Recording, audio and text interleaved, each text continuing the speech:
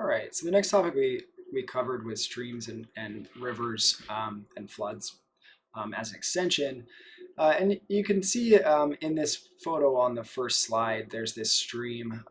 If you were to describe it, there are a number of things that stand out, right? There's this meandering channel. It's sinuous, right? It curves back and forth. The channel edges are defined by these tree lines, and really, you can kind of see it here. There's kind of a mound on either side. We call those levees, natural levees in this case. But within the stream channel, there's not the whole channel is not flooded at the moment. The main stream is kind of meandering along, and it curves back and forth. And you can see there's lots of old stream channels that have been cut off, right? But if it were to if discharge or this stream volume were to increase, it would fill up and fill up this larger channel. If it were to increase too much, it would overflow these levees, these banks, and it would flood out onto this floodplain, right? Okay, and so there are a few different types of streams. A lot of geology is about characterization and describing the different types of things that we see. Just like in mass transport, in streams, streams generally appear in two types, meandering streams and braided streams. Okay, and so this is an example of a braided stream.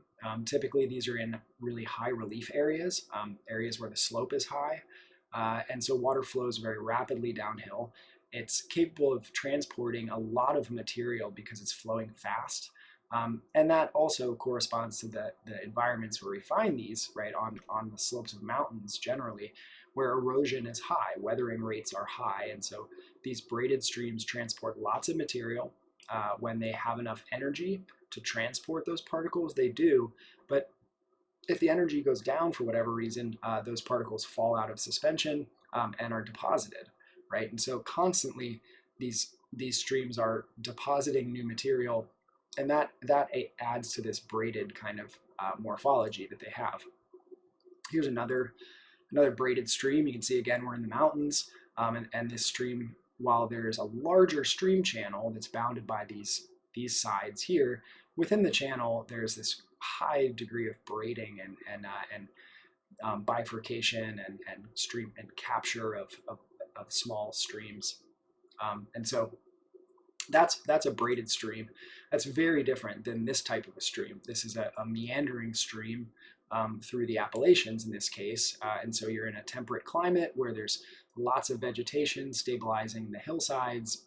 You get this kind of rounded weathering, but you definitely have this meandering stream. Here's an example of a meandering stream in a desert. This is I think the Green River cutting through the Colorado Plateau.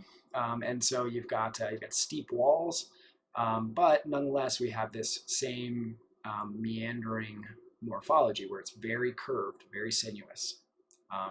That develops for a very particular reason. So we'll talk about that in a moment, I think. The next slides seem to be about human intervention. That's about discharge. Here's about meandering streams. And so over time, what ends up happening in a stream that's flowing across relatively flat ground, obviously the water is flowing downhill, but if the hill is very flat, there's not a lot of energy causing it to move down slope, right? And so it ends up that, let's see here, surely there's a cross section. Here we go, this is what I'm looking for. It ends up that the stream kind of flows as a laminar flow, more or less. All the water's kind of moving together. And when it gets to a curve, it ends up flowing faster on the outside of the curve than it does on the inside. It's kind of like a marching band in a parade going around a corner. The person on the outside of the corner has to go run really fast to keep up with the person on the inside of the corner who just pivots, right? They're not moving at all. And so because of that phenomenon, the velocity of the water is higher on the outside than it is on the inside.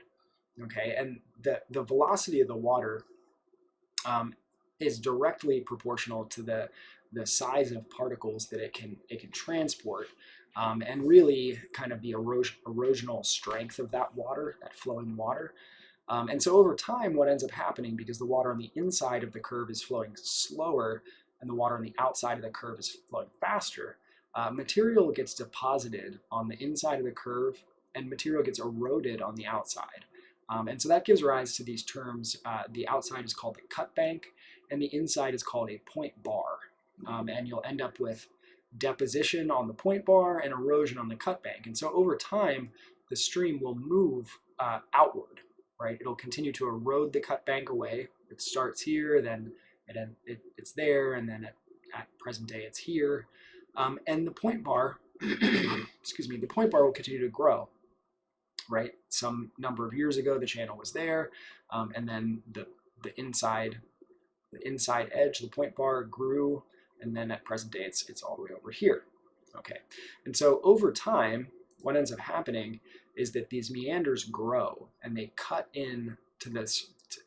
They get more and more sinuous. But as they continue to cut and erode away the terrain, eventually they can break through and cut off these previous meanders and leave what we call an oxbow lake. And so, over time, it can turn into this. Let's see. Streams in general transport material. That's a really important point in all of this. And the size of the grains of material that are able to be transported are directly proportional to the amount of energy that the water has, which is essentially equivalent to how fast it's flowing, how fast and continuous. Right, and so water can transport material in a variety of different ways. It can transport really fine-grained sediment as suspended solids. It can also transport a lot of stuff as dissolved ions, right? The dissolved load, those chemical weathering products, right? But the physical weathering products, the grains of material, they can be suspended if they're small enough and energy is high enough. They can kind of bounce along if they're somewhere in the middle. Bigger pieces are just going to kind of slide or roll along, right? But inevitably, streams are going to transport material. And so if it's a braided stream coming out of the mountains, all that material ends up just dumping out into the valley when the high-speed water that was bound in the channel comes free from that channel and it spreads out in the valley, and the velocity of the water slows down. So it drops all the material, deposits all of that sediment that it was carrying. And so the net result of that over time at the base of a mountain canyon is an alluvial fan. And you see these all across the southern side of the San Gabriels. Claremont is built on an alluvial fan, right? You also transport inevitably a ton of material out into the ocean, or into large lakes for that matter, but a ton of it goes out into the ocean. And so during that transport, the same thing happens as happens when a stream gets out of a canyon, right? The stream is bound to the channel, this river channel, and it's flowing continuously until it hits the ocean, where it slows down. It just kind of spreads out and mixes with ocean water, and it's no longer flowing continuously in a single direction, right? And so it drops a lot of material, and the result of that generally is the formation of a delta. Here's an example of a delta out into the ocean. It's just depositing material and continuing to build the channel outward into the ocean, and that's not uncommon at all, right? And so streams originate in high relief areas like the mountains, and they transport broken down material across coastal plains until eventually arriving at the ocean. And as the distance from, we'd say, the headwaters of the stream up here in the mountains, as the distance downstream increases, a variety of properties will either decrease or increase. Things like the grain size capable of transport decreases, right? Because you're going from high relief to low relief. And so the grain size, the amount of energy in the stream, goes down, the flow rate goes down, right? But as you move downstream and the river captures more and more individual streams, the total discharge actually increases. Okay. So those are mostly what we want to talk about in terms of streams. We have braided streams and meandering streams. All of them are going to have levees, right? And so flow is generally restricted to the inside of the channel. But if flow becomes too high, discharge gets too high, it will flood. It'll overflow its banks and deposit fine-grained material outside of the channel. Okay. In general, floods occur kind of like earthquakes in relatively predictable ways. We looked at the peak annual discharge in the Gunnison River in Colorado at different years from 1975 up to 1995.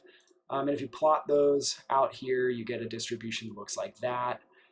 You could extend that line out to see what a quote-unquote 100-year flood would look like in terms of peak discharge, right? So that more or less covers the key points of streams and rivers. They transport material downslope.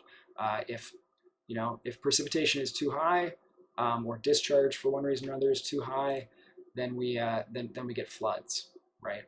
In general, this orographic effect of the water cycle is really important. Remember, when warm, moist air gets forced up in altitude, it cools off and it forces precipitation of rain, which washes down slope back to the ocean. That's really all of it. In general, I forgot to mention this. There's some type of hydrological divide that defines a drainage basin. Okay, and so it's just some topographic high, this ridge line in the mountains, and everything that all the water that falls as rain inside of that topographic high is going to run together into streams in this valley, right?